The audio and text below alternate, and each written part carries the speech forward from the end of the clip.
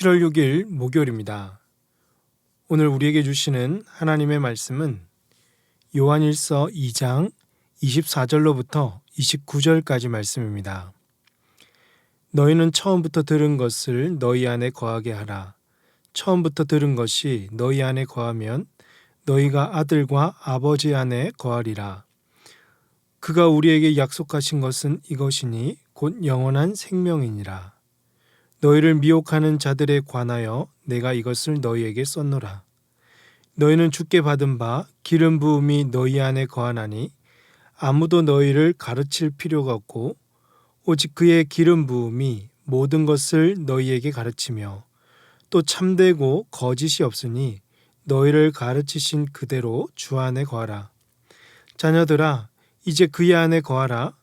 이는 주께서 나타나신 바 되면 그가 강림하실 때에 우리로 담대함을 얻어 그 앞에서 부끄럽지 않게 하려 함이라. 너희가 그가 의로우신 줄로 아면 의를 행하는 자마다 그에게서 난 줄을 알리라. 아멘.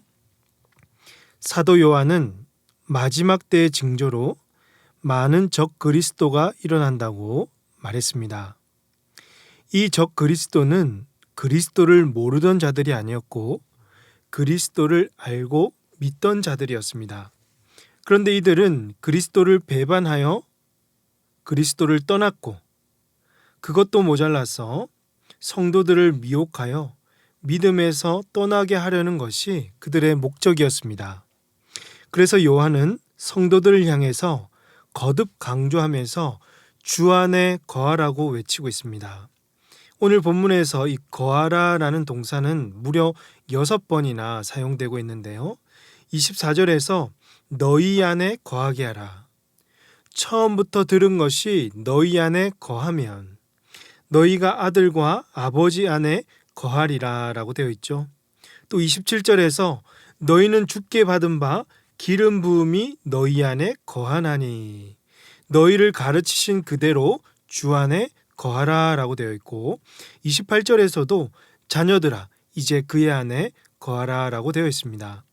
여기서 거하라 라는 의미는요, 어떤 대상 안에 지속적으로 머물러 있다라는 말입니다. 다시 말하면 성도들은 그리스도 안에 항상 머물러 있어야 한다는 것입니다.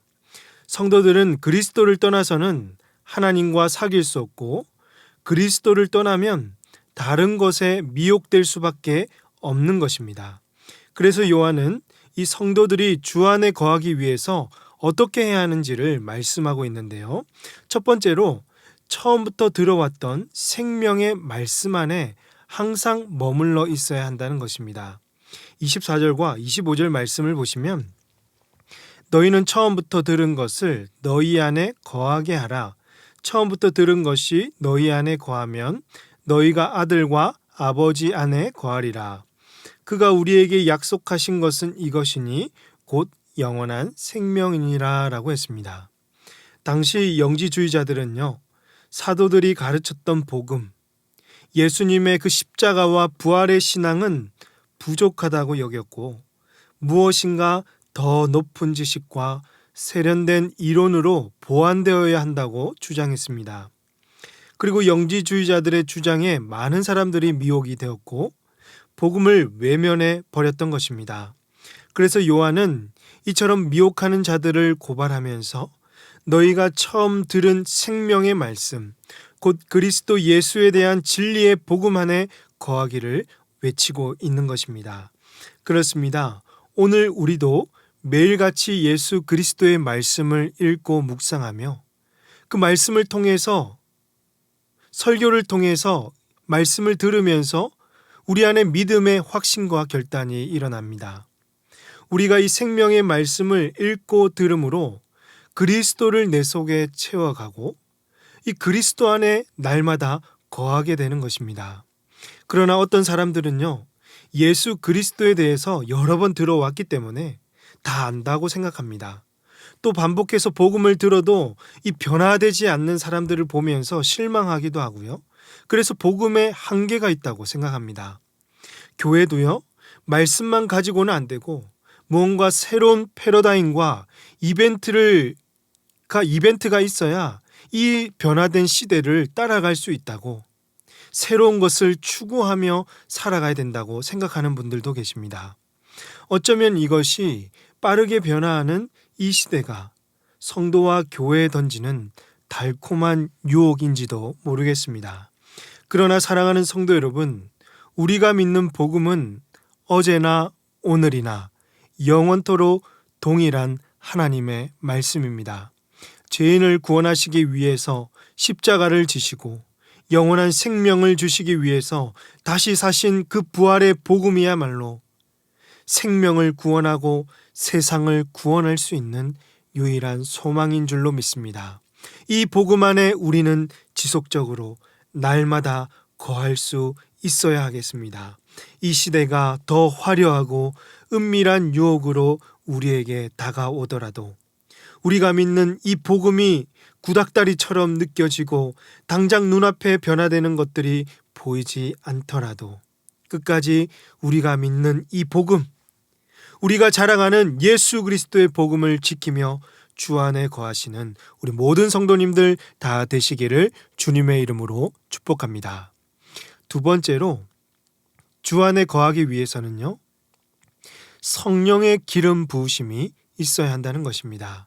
27절에서 너희는 주께 받은 바 기름 부음이 너희 안에 거하나니 아무도 너희를 가르칠 필요가 없고 오직 그의 기름 부음이 모든 것을 너희에게 가르치며 또 참되고 거짓이 없으니 너희를 가르치신 그대로 주 안에 거하라라고 했습니다.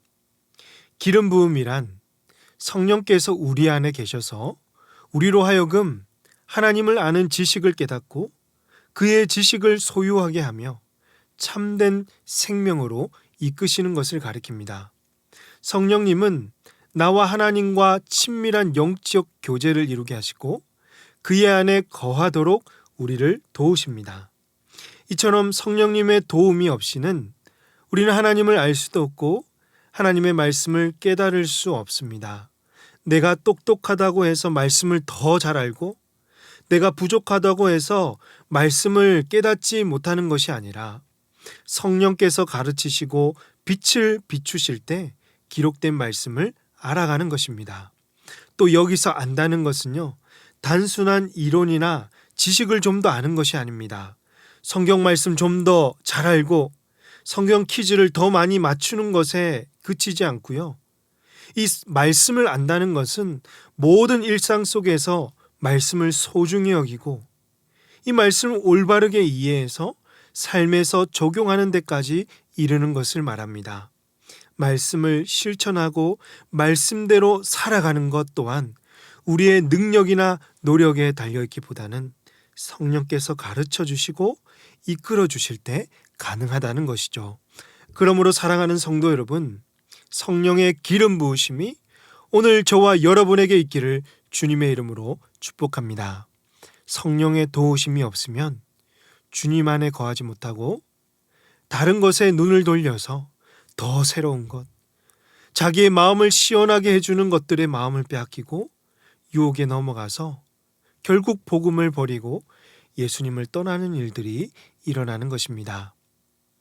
그 어떤 지혜와 수만 가지의 좋은 말들이 있어도 여러분, 이 말들 다 수용하지 말고 오직 성령님의 가르침에 집중하며 주의 뜻을 분별하여서 그의 뜻을 이루어 가시기를 바랍니다. 성령께서 깨닫게 해주시는 대로 말씀하신 만큼만 살고 주님께서 가라고 하면 가고 멈추라고 하면 멈추면 되는 것이죠. 스스로 잘못해서 주님께서 말씀으로 책망하시고 훈계하시면 지난 삶을 돌아보면서 용서를 구하고 변화된 삶을 살아가면 되는 것입니다. 오늘 저와 여러분이 성령의 기름 부으심으로 말미암아 주 안에 거하시며 성령께서 이끄시는 대로 힘써 살아갈 수 있으시기를 주님의 이름으로 축복합니다. 기도하겠습니다. 하나님 아버지, 지난밤에도 우리를 지켜주시고 새 아침에 주님과 함께 교제하게 하시니 감사합니다.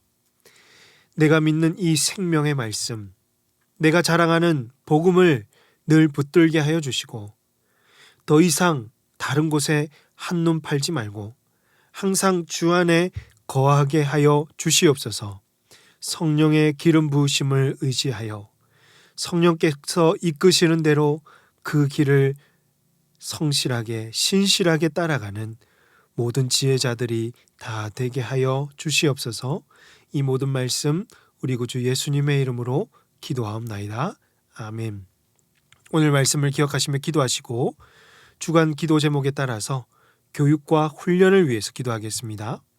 이번 학기 모든 훈련을 잘 마무리하게 하시고 훈련을 통해서 예수님을 닮은 온전한 제자들이 될 수 있도록 주일학교 여름 사역을 잘 준비하게 하시고 우리 자녀들이 신앙으로 성장하며 건강하게 자라갈 수 있도록 제18자 특별 새벽 부흥회를 통해서 우리 자녀 세대들에게 믿음의 유산을 물려주는 부모들이 되게 하시고 믿음의 공동체를 이루어가는 우리 교회가 되도록 담임 목사님을 비롯한 모든 강사 목사님들과 특세를 위해 섬기시는 모든 성기미들이 성령 충만함을 얻어 기쁘게 섬길 수 있도록 합심해서 기도하도록 하겠습니다. 기도하십니다.